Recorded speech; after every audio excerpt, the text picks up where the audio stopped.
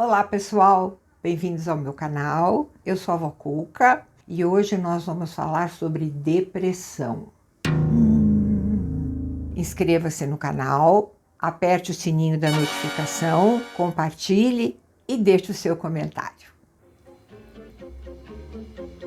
Ai, esqueci que vai direto. Eu fico esperando entrar a vinheta. Toca a vinheta!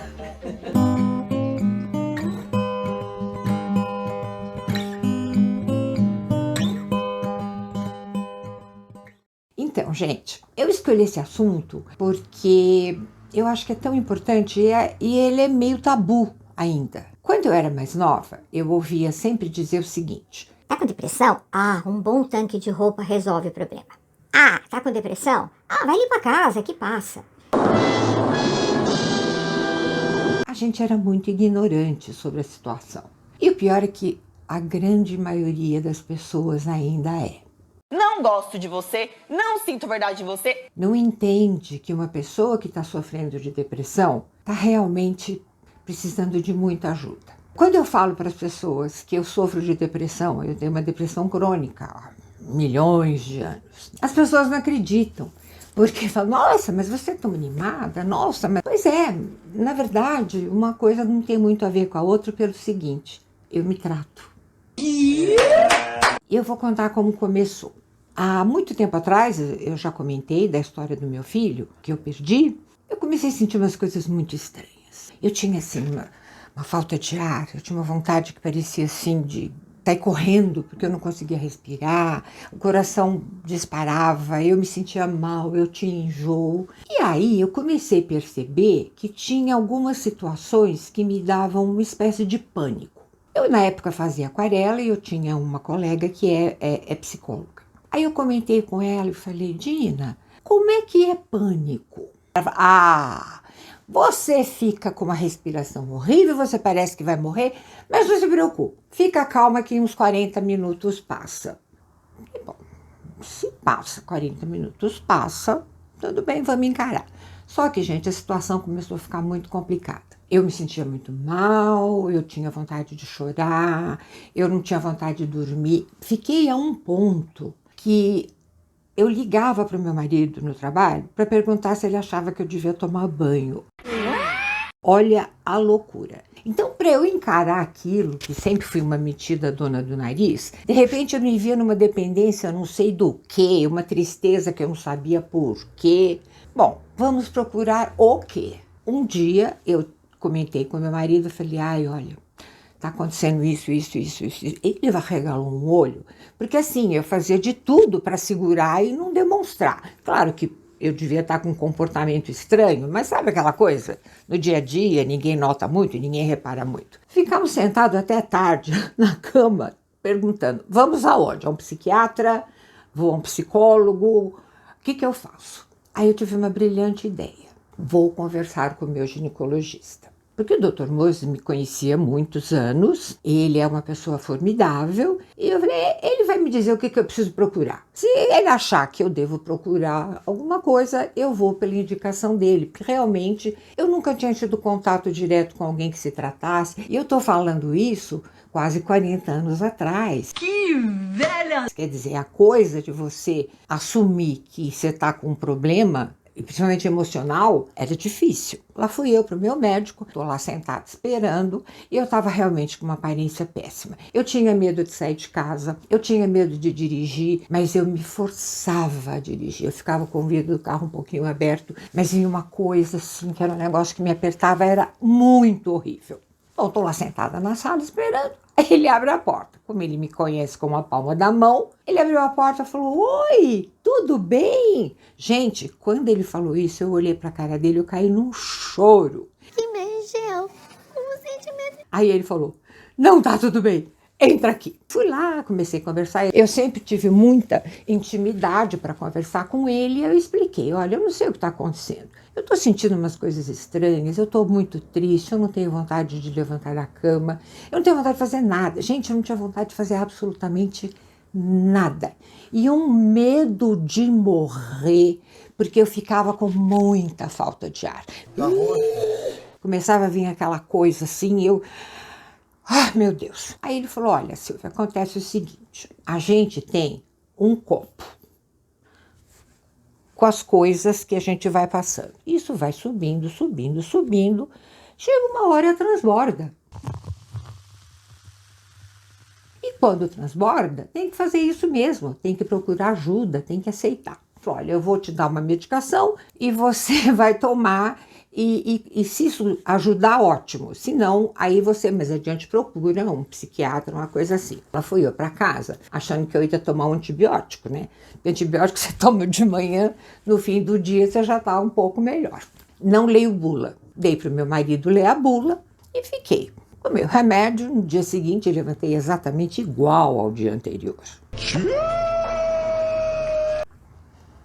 Achei estranho, passei um dia muito ruim de novo. Quando meu marido chegou em casa à noite, eu falei para ele, esse remédio não faz efeito, eu tô igual. Aí ele falou, ainda bem que você tá igual, porque senão você ia ficar de castigo. Porque o remédio tá dizendo lá na bula que vai de 20 a 30 dias para fazer efeito. Falei, ai gente, não, mas esse monte de dia eu não vou aguentar, porque eu não me aguentava. Eu acho que só quem já passou por uma fase de uma depressão, sabe e vai entender o que eu tô falando. É verdade. E é muito difícil você demonstrar para outra pessoa que você realmente está se sentindo mal. Porque você não tem febre, você não tem dor, você não tem nada. Você só se sente mal. Você perde a alegria de viver. Essa é a grande verdade. Eu fazia tai chi, né? Então ajudou muito, porque essa coisa de controlar a respiração para eu me acalmar, tudo bem. Passou, fui tomando remédio. Aos poucos eu percebi que eu estava parando de ligar para o Lico para saber o que eu devia fazer. Era assim. Você acha que eu devo trocar de roupa? Você acha que eu devo tomar banho agora? Gente, que paciência que esse meu marido teve que ter. E os meus filhos nem se fale. E outra, eu não dormia, porque a impressão que eu tinha é que eu ia dormir, eu ia passar mal. O que eu fazia? Eu ia para a sala, acendia a luz, pegava um livro. Gente, eu não conseguia acabar de ler o livro até hoje, é o livro Mauá. Começava a ler, mas eu não conseguia. Mas aí depois assim, eu acabava dormindo pelo cansaço. Os meninos saíam para a escola, a empregada chegava ali e me deixavam lá quietinha dormindo no sofá. Ninguém mexia. E foi interessante, porque por um bom tempo depois que eu melhorei, graças a Deus lá adiante, eu deitava no sofá, todo mundo ficava preocupado. Vixe Maria, ela vai ter outra crise.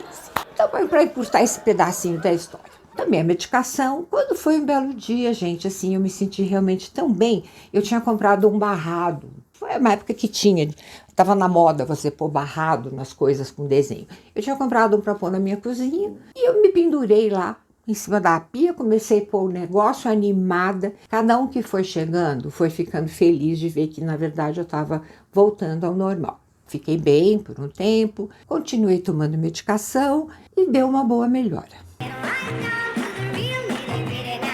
Com isso tudo, eu descobri a tal da fibromialgia em seguida.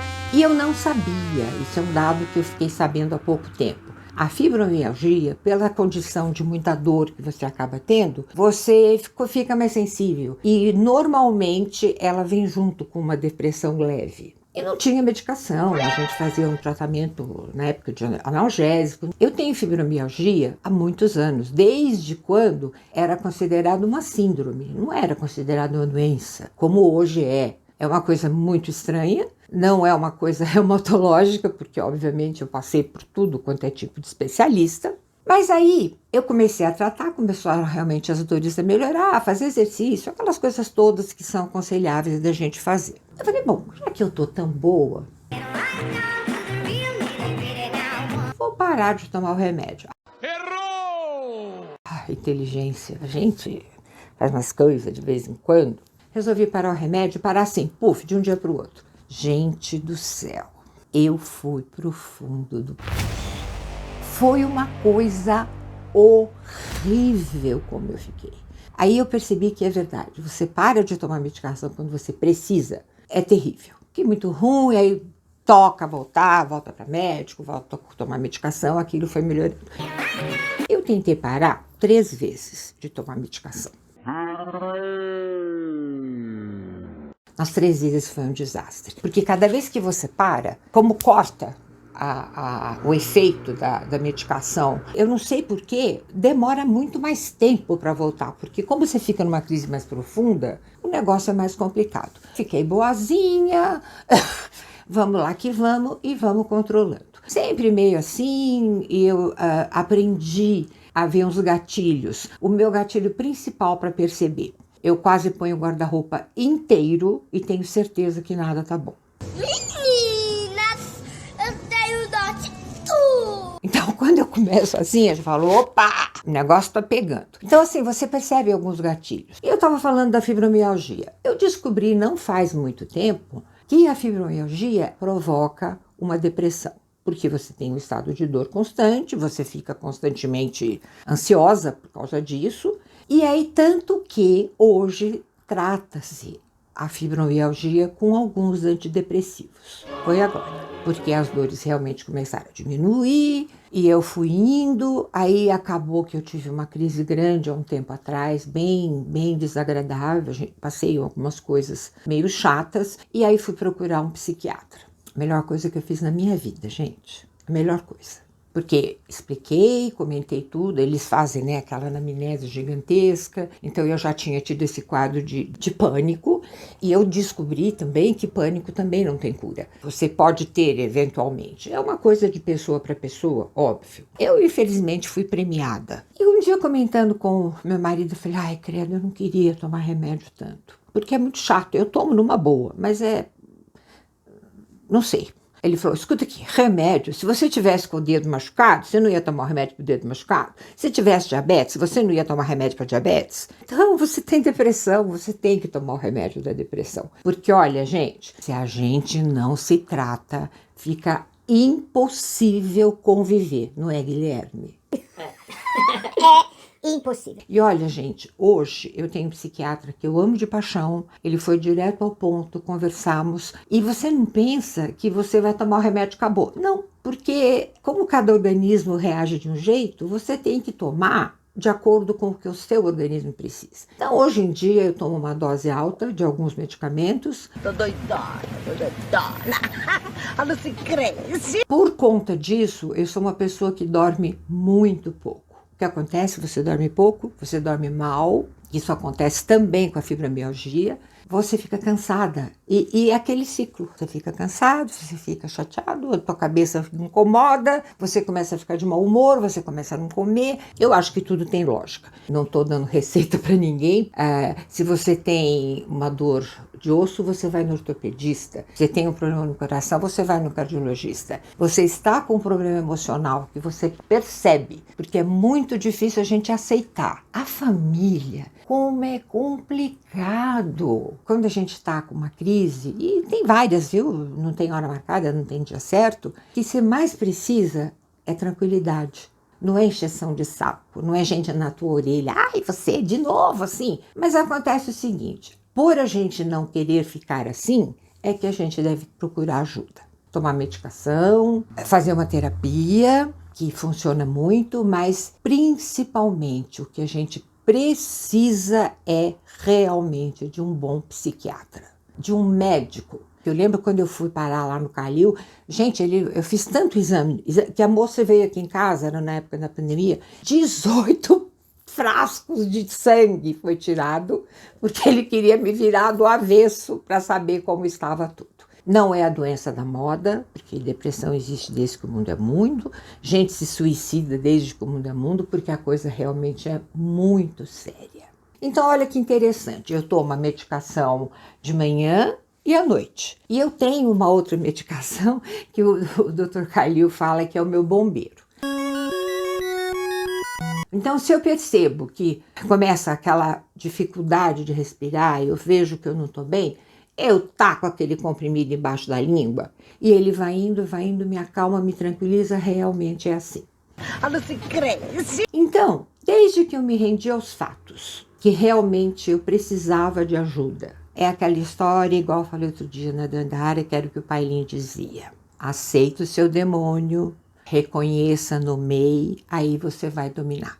Esse demônio da depressão, a gente não consegue dominar sozinho. Então, gente, se você achar que você pode estar com alguma coisa que você não está controlando, um sentimento meio difícil de você controlar, vá atrás. Dure o tempo que durar, eu mereço estar bem. Porque se eu estou bem, se eu estou relativamente feliz, se eu consigo enxergar a vida com algum brilho, eu faço a vida da minha família melhor. Porque eu me lembro como era quando eu não me tratava. Era muito difícil a convivência comigo. Eu tenho depressão.